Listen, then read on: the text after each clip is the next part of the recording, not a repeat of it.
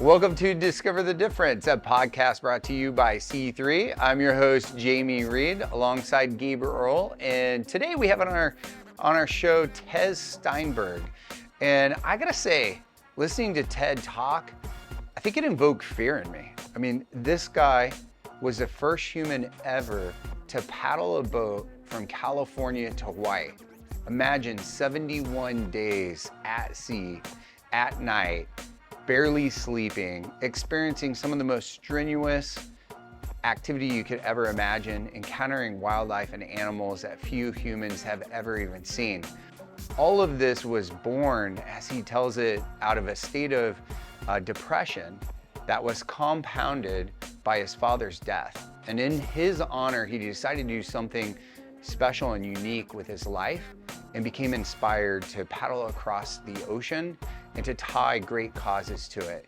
He was so vulnerable and open with everything in his life and how he got to where he was. And it showcases why he's now a keynote and a public speaker that's really revered in the world. I hope you really enjoy this episode with Tez.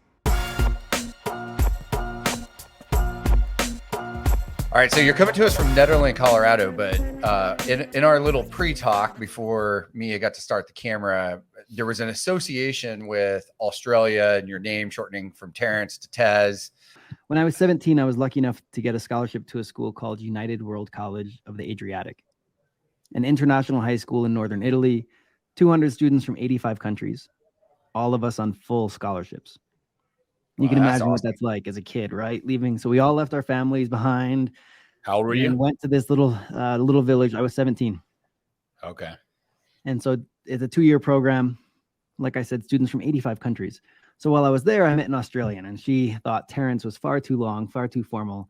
And hence I became known as Teza or Tez. Well, back us up, because I feel like you must have skipped a few things to get qualified to receive a full ride scholarship to this high school in Italy. How did that come to fruition, and where did you get introduced to rowing? And take us back. Yeah, those are totally different stories, to be honest, but they merged, about 15 years down the road. So the United World College movement is a network of schools in 18 countries. And I was lucky enough to discover it because my older brother also got a scholarship to one of these schools. So when I was like 12, I saw him leave home and go to this amazing international school. His was in Canada. And I saw how it changed his life and opened up his eyes to how big the world is, but also how similar we all are, despite our perceived differences. So that made an impact on me when I was 12. And when I was 16 years old, came time for me to try to apply to these United World Colleges. And it's like applying to a college. It's called an American college. It's called college because it's based on the British system. So it's effectively a high school, do the international baccalaureate degree, and you apply as though you were applying to college. Essays, letters of recommendation, test scores, interviews, all those things. And I was lucky enough to be given one of these scholarships. This was back in 2004. And such a transformative experience. Is it a religious thing behind it, or is it just no experience? It started, the first United World College started in 1962 in the height of the Cold War. And it began as a European experiment. They said, why does Europe keep killing itself, launching into these world wars? And they thought, an educational innovator, Kurt Hahn, said, well, I think perhaps if we take young people when they're old enough to be mature and informed, but still young enough to be malleable, influenceable, right? Bring them together to study and learn with each other, do a rigorous academic curriculum, but also volunteer in the community. Perhaps they can learn to get along. Turned out it was an effective model. And since then, since 1962, 17 more schools have opened up around the world, and specifically with the mission to make a peaceful and sustainable future. And so the movement has grown. Was lucky enough to participate in it myself. Wow. So, and it doesn't have anything to do with athletics. It's more of an academic application process. So each country has its own selection criteria and process and funds their own scholarships. So each country is a little bit different. But in the States, they're looking at how well-rounded a person are you? Are you strong in academics? Yes, for sure. But also, do you believe in this mission to create a peaceful and sustainable world? And will you be a good member of the United World College community and live those values in your work and personal life afterwards? So that's really what they're looking for in young people. So do they ask you to do stuff like contribute after you leave, or is that just something that everybody decides whether they want to be a part of it or not? Yeah, I mean it's up to you, right? We don't sign a contract and say, we're going to give 10% of our income to charity or anything like that. But a lot of students do go into various fields, whether it's NGOs or nonprofits, or some people go into government, science. But it's really simply about creating a global community that understands we have more in common than we have in different. And from there, you build bridges rather than walls. Sounds like a cliche, but when you take students from Israel and Palestine, India and Pakistan, when I was there is the height of the American-Iraq War, right? And you take these young people and you learn from each other. So that's the mission of the schools. And you asked about athletics. That's not a central tenet of United World Colleges. But as you know, I some years later, after this whole experience, I became the first person to row a boat from California to Hawaii with no prior rowing experience. And I was an You athlete. didn't have prior rowing. I was not a rower. I was not a rower. I was not a sailor. I had never been to sea. Well, you're an extraordinary athlete. I mean, 45 marathons, 2 Ironmans, and rowing. And it's not a small boat. I mean, it's a significant vessel that you row from California to Hawaii. What was the athletic upbringing like that inspired all that activity? I got into endurance sports while going through depression in college. So this was a few years after UWC, after United World College. I was studying in Minnesota at McAllister College and was going through a period of depression. And my roommate said, you need to get off that sofa and let's go do a triathlon. So we signed up for a half Ironman, and I was comfortable in the water, but not a proficient swimmer. I didn't know how to do laps in an efficient way or anything like that. And so it was a real learning curve for me. Was not a distance runner beforehand or anything. And so dove in, discovered I love triathlons, and ended up signing up for an Ironman my next year. And then fast forward, started doing ultra marathons and all these different events, and did that for about 10, 12 years. Then in 2016, I was studying in London, getting my MBA at London Business School, and racing. Life was great. And then suddenly my father died, and he actually took his life. And in the grief that followed, I decided to row across an ocean alone.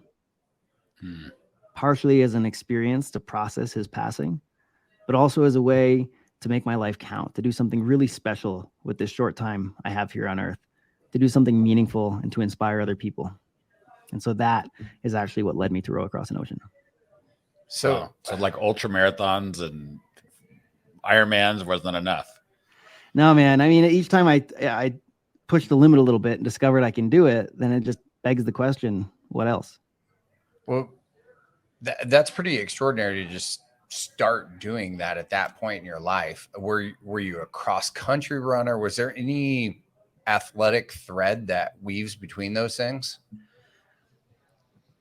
I did a lot of team sports as a kid, but I grew up with a lot of time with myself in the Adirondack Mountains in upstate New York. My parents split up when I was young, and my older siblings both moved out early. And spending a lot of time with myself, I enjoyed being in nature and exploring. And I always wanted a downhill ski race.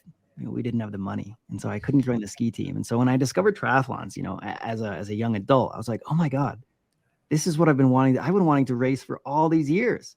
As a kid, though, I didn't want to pedal. I wanted to use gravity, but as I got older, I discovered, well, I can race. And by doing these self-propelled experiences, ultra marathons, triathlons, and now rowing, realize there's a lot to learn and discover through that process of applying myself and kind of refining the machine, right? And the mind-body connection. So it definitely ties back the threads as a kid, but it was definitely something I discovered over time more as an adult.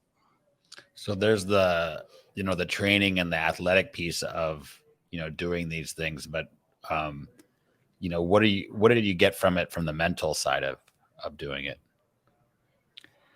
Well, there's so many different pieces, right? I think a big part of it early on with at first when I was getting into endurance sports and going through depression was a sense of possibility and optimism. As I saw that I could grow into a better swimmer, become more proficient, as I pushed my limits with running, all these different things, it helped me realize I can grow, that I can make change. I do have agency in my life, right? And it starts in one domain, swimming or cycling or whatever it may be. But then that shift can apply elsewhere. And so it's that sense of optimism and possibility that I think is one of the most immediate benefits that comes from exercise. And we know that, right? There's a very strong mind-body connection from exercise. We know it's great for mental health. And when you pick goals that seem impossible and then do those, then the benefits are even greater because it totally redefines what you think is possible in your life. I mean, I love water. Grew up around lakes. I love surfing in the ocean. But rowing from California to Hawaii presents a certain amount of unknown and depth and things that just, I think, would invoke fear and isolation. I mean, there's a lot of things there, right? How do you just decide that is going to be the vehicle to process your father's death and do something unique and special with your life? I was lucky enough to see a film that inspired me. It wasn't like I did this analysis and created a spreadsheet and looked at all the different ways to process my father's passing. It was the world presenting me with what became very obviously my path. So I was, like I mentioned, living in London, and I went to a film festival called the Ocean Film Festival. And in it, there was a short film about a woman who rode around the world. And as soon as I saw it, I thought, holy shit, I need to do that. And it took me a few weeks before I said it out loud because it sounds crazy, right? I wasn't a rower, wasn't a sailor. I have this idea I'm going to row across an ocean alone. Like just uttering those words at first, it took me a month to muster the courage to tell someone, I think I'm going to row across an ocean. But once that seed was planted, within a few months, I really committed and started telling everybody. And then it became a question of figuring out how. Because it's actually logistically complex, an expedition like that to organize. So that's just incredible. So was there like, because it sounded like you suffered for depression and then you transitioned, you found a way or somebody helped you out, and sports is something that, doing these really intense athletic experiences has really, helped your mindset. Did you have fear at that moment? Why you felt like you needed to do something? Because you had fear that you would go back into a depressive state, and this was going to help you through that? Or what was that something that you thought about? It wasn't really an analysis. It was just a knowing, right? When I first heard of ocean rowing, I knew immediately that was something that I would do. And the greater context that you reference, I mean, when someone's parent passes, you naturally go through a period of grief. When the circumstances are such that they took their own life, then there's a lot of soul searching that happens after that, right? And so certainly, it was a different nature of depression than the one that I experienced that first led me to endurance sports. But it was in that period of wondering, what can I possibly do with my life? Where do I have that agency? What choices do I have in my own life to make a life that is meaningful and matters? And so it was with that level of questioning happening that when I discovered ocean rowing, I just knew that would be a force function for my growth. I knew that being out on the ocean would be a huge opportunity to grow and reflect, but I also knew simply getting to the start line, pulling off the project, all of the branding, the fundraising, all the campaign management pieces. Unless you're independently wealthy, you have to figure out, how do you fund an expedition, right? And so then that becomes a business question. And I knew that this kind of a project spoke to me as an athlete, spoke to me as an explorer, spoke to me as someone who cares about conservation and could use the project to raise funds for something that matters. And it spoke to me as an entrepreneur. How do I pull this off logistically and financially? And so it was way harder than I could have fucking fathomed when I first got the idea. And it took way longer, but I was right. It was a force function and it worked out. So how long did it take you, and what were some of the biggest challenges to get you to that start line? So it was October 2016 when I saw the film and knew that I would row across an ocean. And it was July 2020 when I first set foot in my boat. So coming up on 4 years at that point. Wow. And there were a few milestones along the way. I thought I would be able to fund it through corporate sponsorship. Turns out that's a hard nut to crack when you don't have an established brand or track record. And so while I was working on raising sponsorship, I kept putting in half of my paychecks. I was doing management consulting for Deloitte at the time, after my MBA. So I was self-funding it to the extent I could for a few years, just to start building a boat and pulling these pieces together. And after about 3 years, I realized I just wasn't going to make it alone. And people had been asking, hey, how can we help you out? And when people asked me that, what I said was, I want you to give to the scholarship fund. So we were talking earlier about United World Colleges. When I decided to row across an ocean, I realized this is one way I can give back to the United World College movement. Ever since that experience changed my life, I wanted other students to have that opportunity. So I created this campaign, nonprofit campaign called United World Challenge. That was the banner under which I decided to row across an ocean, and dedicated it to raising scholarships for United World Colleges. And so when people said, hey, how can we help you, Tez? I said, donate to the scholarship fund.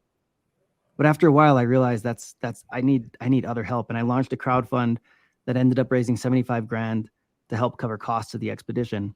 And those are just a couple of the pieces along the way. Obviously, there's learning logistics, learning survival at sea, learning how to use these equipment, navigation, communication, all those different components. But most of my time was really spent around management, campaign building, communications, and fundraising. When you're in the water paddling between California and Hawaii, like, to me, I'm trying to mentally be you in that moment. Like, I feel like the night would just be the scariest for a few reasons. I mean, light's an issue, but at some point you have to sleep, right? Like, how do you keep a boat heading where you want it to head while you're in currents and you're not conscious to make sure you're headed the right way? Prayers and wishes, my friend. Prayers and wishes. There's not much I can really do about that. Some people ask, do you drop an anchor? I can't drop an anchor overnight. There is something called the sea anchor, which is like a parachute that in rough and adverse conditions, I would deploy on about 200 feet of line.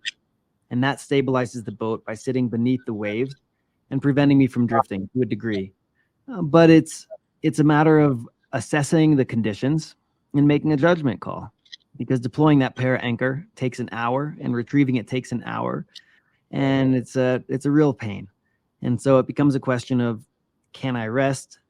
Do I need to cycle my sleep and not sleep overnight? But what in one stage of the row, I entered a counter current where when I rested, I would more or less be drifting backwards, back towards land. And so during that week, I switched from sleeping at night to sleeping every few hours. I would row for 3 hours, rest for 2, and try and grab a little wink of sleep in that 2-hour stretch. And it was awful. They say polyphasic sleep, you need less sleep overall, but it takes a while to adjust, and a week was not quite sufficient. So thankfully, when I made it past that counter current at the end of my 3rd week, then I switched back and would sleep at night and would drift. It's really when you're near land, so at the start of an ocean row or when I was approaching Hawaii, when the margin is much lower. And so I rode the first 20 hours straight to get offshore. And on my second to last day, when I could see land and knew I wanted to make landfall before dark the next day, then I rode the last 36 hours nonstop, because those are the areas where I couldn't, sleep, and drifting would be a serious risk. So it's you just judge the conditions that you have. Talk about mindset. Jeez. How does that, where do you get the strength or the adrenaline or to row for 36 hours straight? When you're in a position where there isn't a really good alternative, it's amazing what humans can do when you really commit to something. And it was very obvious that there wasn't an alternative in this situation. If I rested, all of this work for all of these years would be at risk.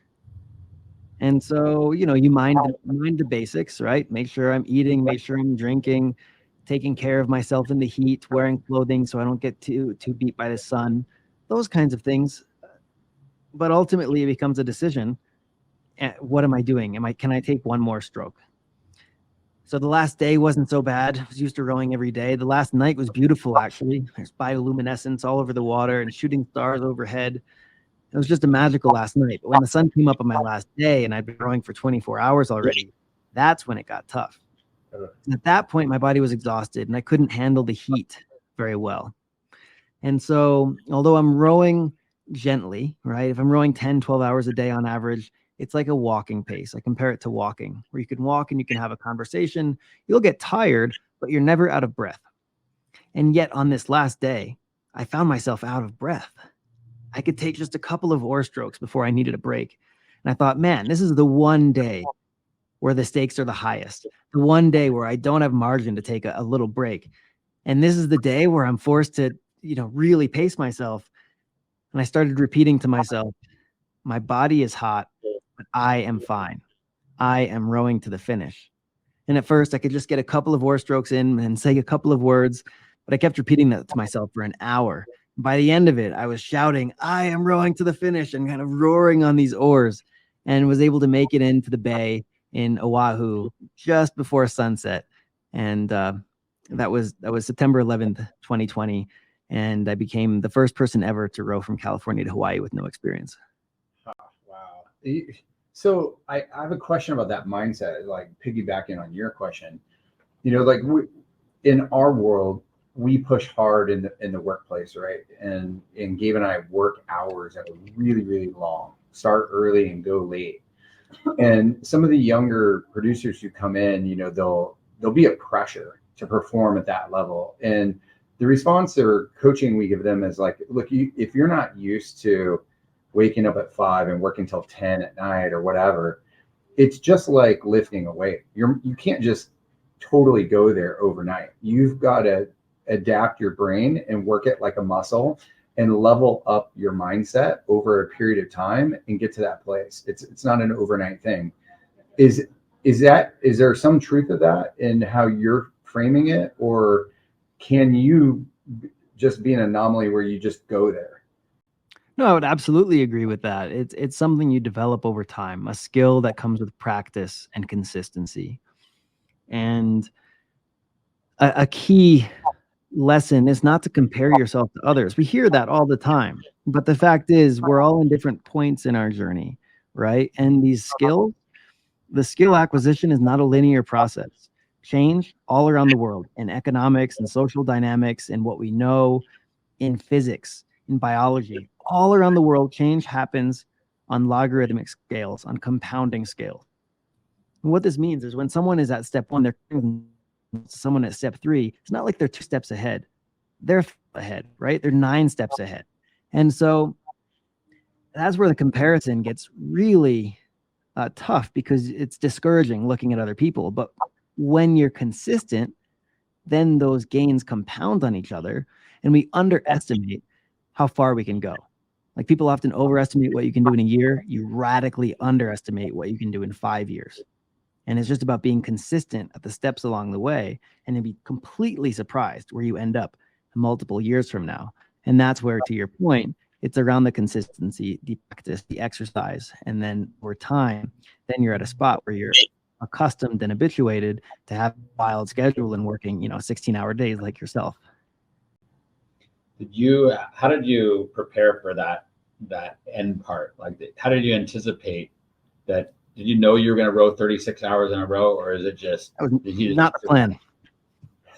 No, I woke up on the second to last day, and I knew that's what it had been.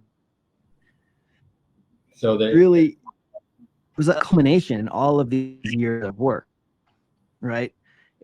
Getting to the start line was the hardest thing and then once I was on the water, that was by far the hardest thing I've ever done. And so once you've gotten to the last stretch of what is a massive 4-year undertaking, what are 36 hours at the end of the day? That's a blink of an eye. And so that's a little reframe that was helpful. But also, like I said, I'd never been to sea, and I didn't know what to expect. I was really shocked by how beautiful the ocean is. The color of the water, the shape of the waves, the wildlife that I got to see. And when I was tired, I realized that if I just focus on the beauty around me, I would forget how tired I was. I would just be in a state of gratitude, looking at what's here and grateful to be able to witness it. And so on the hardest days, not just on the last day where I was rowing for 36 hours, but on the hard beginning where it felt like I would never make it, those were the moments where focusing on the beauty was even more important. Because at the end, I knew I would make it if I just keep going. But when you don't know that you can make it, if you can find something beautiful along the way to focus on, then that can give you so much energy to keep going. Did you see any beautiful sharks while you're out there? I did. I saw 3 sharks, which is kind of tragic because we've lost, I think close to 70% of the sharks around the world in the past 50 years due to overfishing, shark finning, a number of threats facing sharks. So spent 10 weeks on the ocean and only saw 3. And they're really beautiful. One shark that I saw was a thresher shark, which is just, if you Google thresher shark, they're fantastic animals. Are they supposed to thrash your boat? They are very shy. So I saw it. I put my hand in the water to try and get it to come a little closer so I could get a good look, and it disappeared. The bubbles from my hand scared it off. You know, the stories we have about sharks tend to not be exactly true. They're very different types of personalities in different species, and the thresher shark is very shy. But what it does do is it uses its tail to create a hypersonic wave in the water that stuns prey. And the wave is so strong it can split hydrogen and oxygen molecules apart from water. And yeah, it's a special animal. That's amazing. So it probably could have ended your trip with this thrash. If it took, you know, if it wanted to, but no, divers spend their whole careers trying to see a thresher shark because they're scared of bubbles. Like, they're really timid. Wow. Is there an opposite to that? Was there anything tragic that you saw, whether that be, you know, the impact of humans or something bad Absolutely. in the way? Yeah, absolutely. It's this wild paradox where when I was out at sea, at times the people nearest to me were in the International Space Station, right, 250 miles above Earth. Because I went like 6 weeks without even seeing another boat. And yet I saw plastic every day, right? Bags, bottles, cups, shoes, rope, even household items like hampers, pens, all sorts of things. And then a lot of unidentifiable little bits of plastic, microplastics and such. Every day. And it was heartbreaking to see at once the beauty of the ocean and at the same time how impacted it is by all of us around the world. And so when I got to Hawaii, I really wanted to do more for ocean conservation. Together with the supporters of United World Challenge, we raised 77 grand for United World College scholarships and sent 3 students to United World College of the USA. They just graduated, and speaking of podcasts, we're going to release a United World Challenge podcast interview with a couple of those graduates. And so that was cool. Like I said, I always wanted to pay that experience to new students, and we've done that. But when I got to Hawaii, I really wanted to do more for ocean conservation. So it's not yet public, but on September 18th, I'm announcing the next United World Challenge expedition, and that's going to focus really on ocean pollution. We can create clean oceans for the future. You know, we live in San Diego, so we're along the ocean, and we see those same things every single day we go to the beach. And yeah, it's a weird feeling, you know, it's like a disappointment or something. Of course. Yeah, it's definitely disappointing. And truthfully, California is in a great place. The currents don't carry that much plastic to California. And the ocean plastic issues are, you know, coming from more developing regions. And so it's definitely sad, you know, anywhere you go to the coastline, but some places are really, it's devastating. Hawaii has been hit very heavily. The currents carry the microplastic from the Great Pacific Garbage Patch and deposit it all over Hawaii's beaches. And so the solution here. Is that because the world is using the ocean as garbage? Yeah, pretty much. What happens is obviously we produce way too much plastic. Use it in places it doesn't belong. It's an amazing material. We rely on it, and we'll continue to rely on it because it's highly effective. And we've gotten so fucking careless about when and how we use it. So that's problem number 1. Problem 2 is a lot of the places that contribute most to ocean plastic simply don't have waste infrastructure. And so it's developing regions with high urban populations along coastlines with seasonal rainfall. What happens is they dispose of their plastic in the streets or in canals, and monsoons come and flush it out to sea. So there are about 1,000 rivers around the world that contribute 80% of ocean plastic.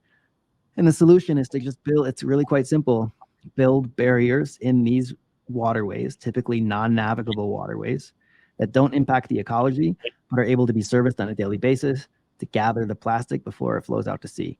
So there are a number of organizations doing that work already, and I'm excited to begin partnering with them and help accelerate their work. Is that what is next for you? Like I know you're a public speaker. That's how you earn your living. But it sounds like you have a more purposeful intent on what you're going to do with your life based on these experiences. Is that where it's headed? Keynote speaking will remain a pillar of what I do simply because of the experience I've had. Growing from experiencing depression to becoming a world record athlete is a story that shows what's possible. And then I've had some more setbacks recently. A year ago tomorrow, I had a heart attack. Wow. Out of the blue, completely unexpected. And so I've recovered from that heart attack really well. And like I mentioned, in September, in 2 months, I'm announcing the next expedition. And so speaking is a way to share this story that inspires people. In my words, I say, find your ocean and the courage to cross it.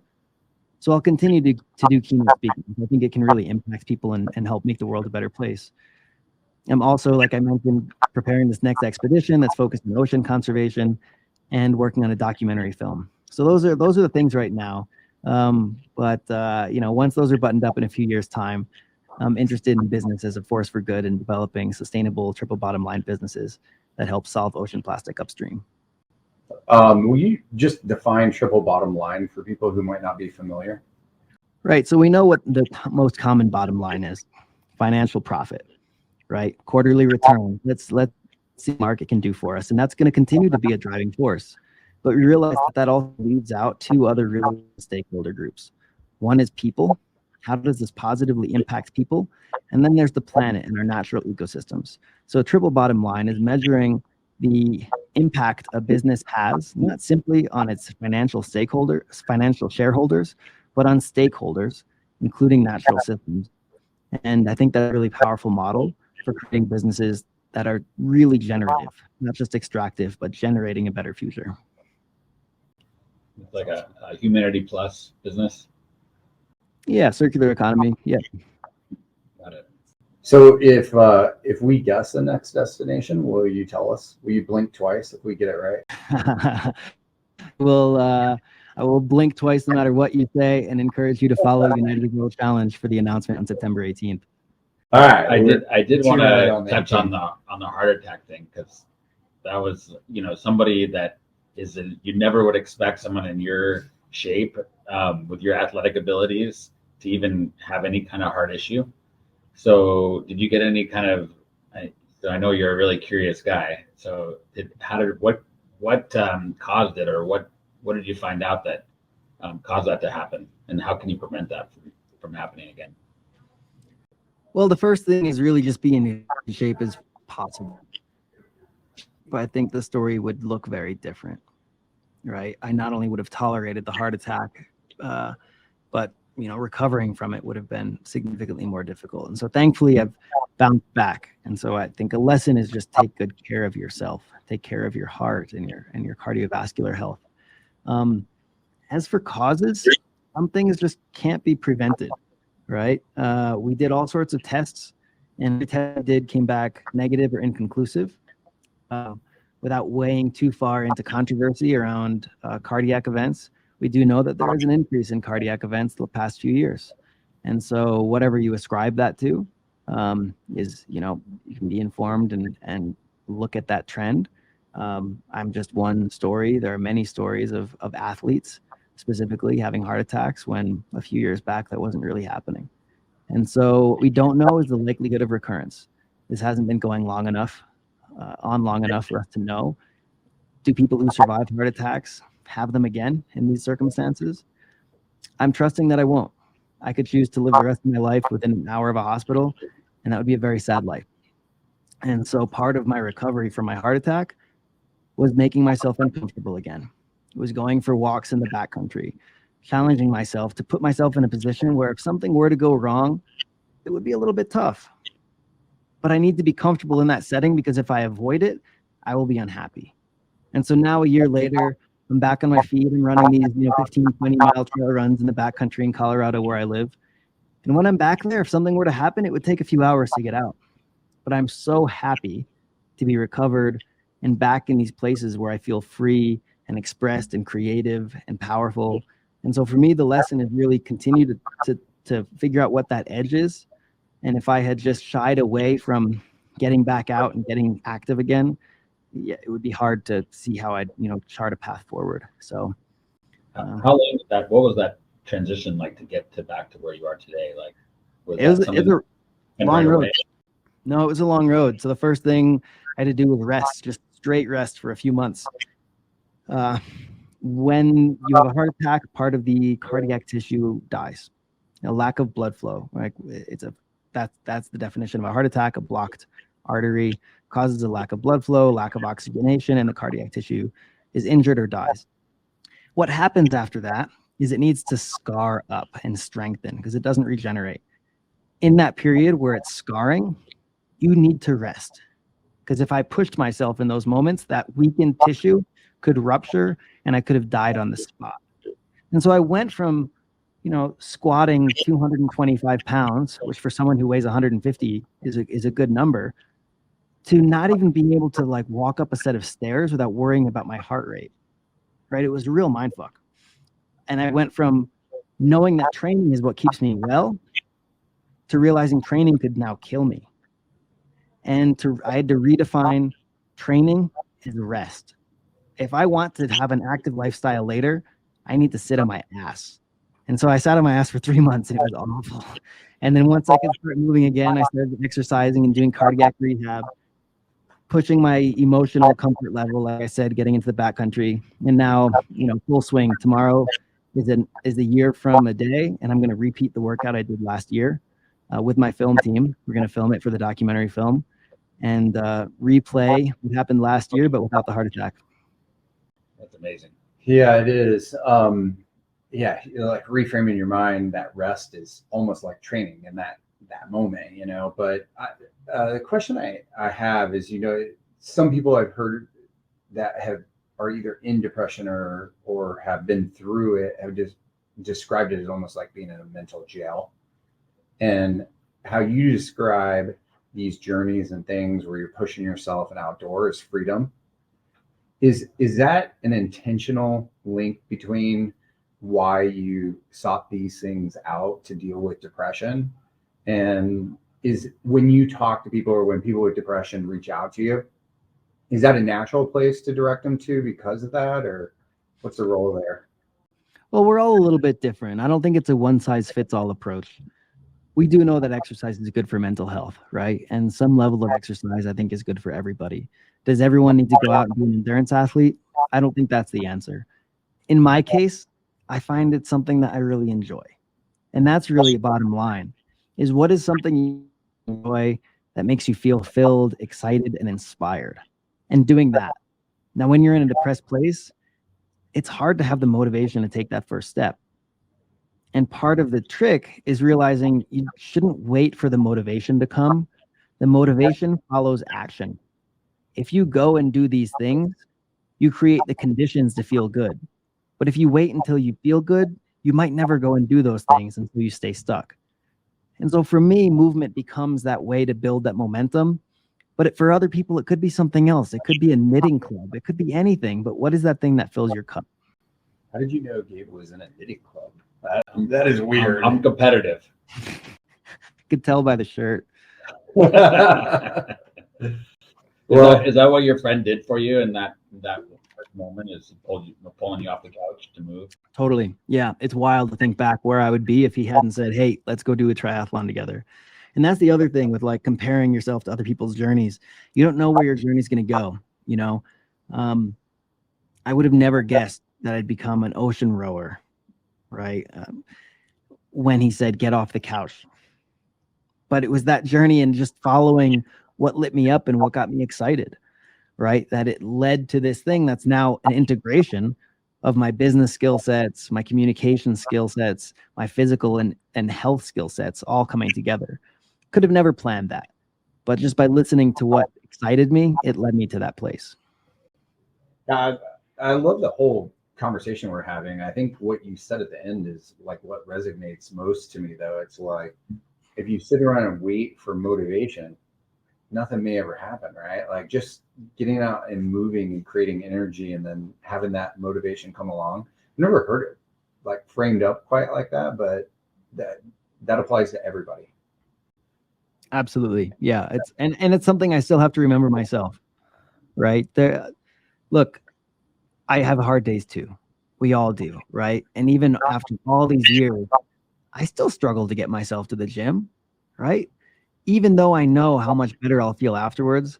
And so I share these lessons because I have to remind myself of them too. And that's something that we can all remember, right? That this journey continues.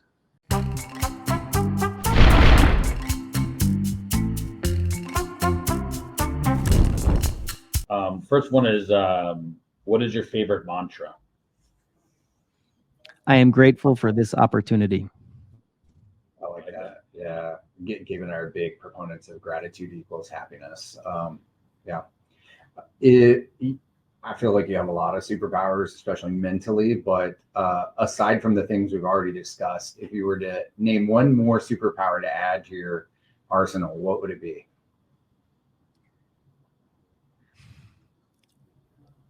I think it's taking a setback and finding a way to grow from it. I like that.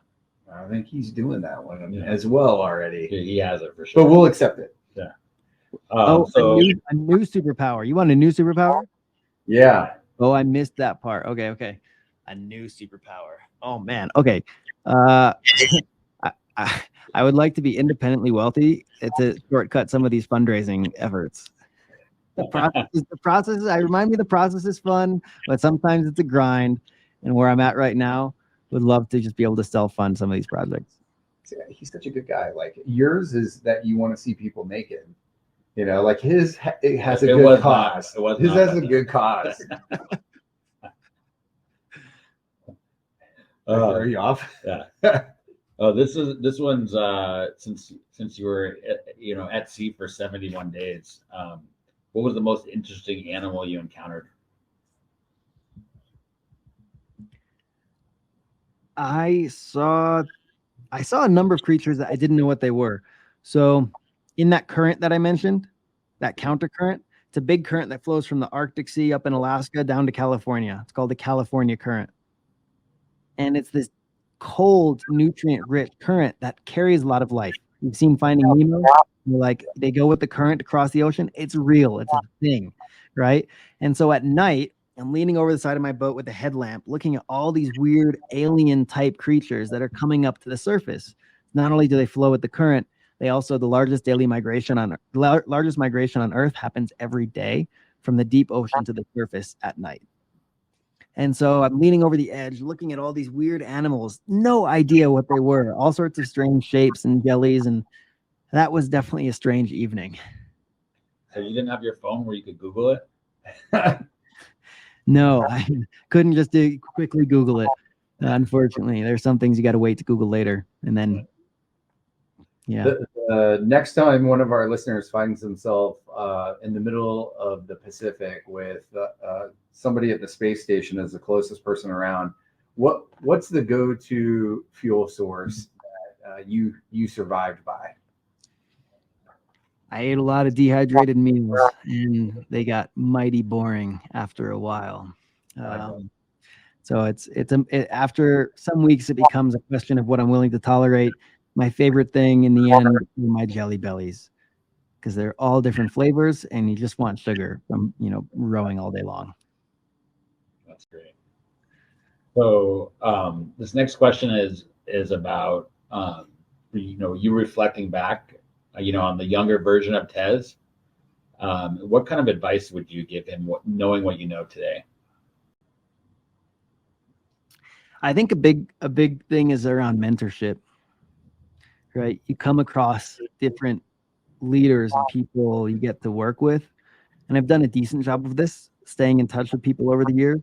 But I think earlier on, intentionally building a sort of board of advisors for my personal growth and navigating career choices, that's a powerful thing, right? Who is that tight community of more senior advisors for you? I think my advice would be to pull that together earlier. These are our last two questions, but there was one I wanted to ask that I didn't get to yet, which was you're surrounded by the ocean. You're on this vessel. Do you just jump in the water and swim around every once in a while, or how's that work? Absolutely. So I stay tethered to the boat. Yeah. One thing we didn't hit, just like logistical question. There's no one with me. There's no support boat, no chase boat. I bring everything I need start to finish. And one of the safety mechanisms here is that I stay tethered to the boat when I'm rowing or when I go for a swim. I'm wearing a climbing harness and then a line. And going for a swim was absolutely amazing. I mean, it's quite close to being in outer space because you see pretty much the same thing in absolutely every direction. Just this incredible crystal blue. All right. So then the last question, the podcast is called Discover the Difference. And what's that secret thing about you, that ingredient that makes you uniquely you and capable of doing these things? There's a phrase that really resonates with me is the quality of our life depends on the quality of questions we ask ourselves. And I've asked myself some hard questions about what I want to do with my life. What are my possibilities? What's my potential? And when I get answers, I listen to them, but I'm also not satisfied. So I explore the answer I get, and then I ask the question again. Awesome, man. Well, thanks so much for coming on the podcast. For listeners that want to reach out, want to learn more, want to consume you or invite you to be a keynote at one of their events, what's the best way for them to connect? Follow me on LinkedIn at Tez Steinberg. And for information about my keynote talks, visit teztalk.com. If you're interested in the expeditions and this next expedition for ocean conservation, visit unitedworldchallenge.org or follow United World Challenge or Tez Steinberg on social media.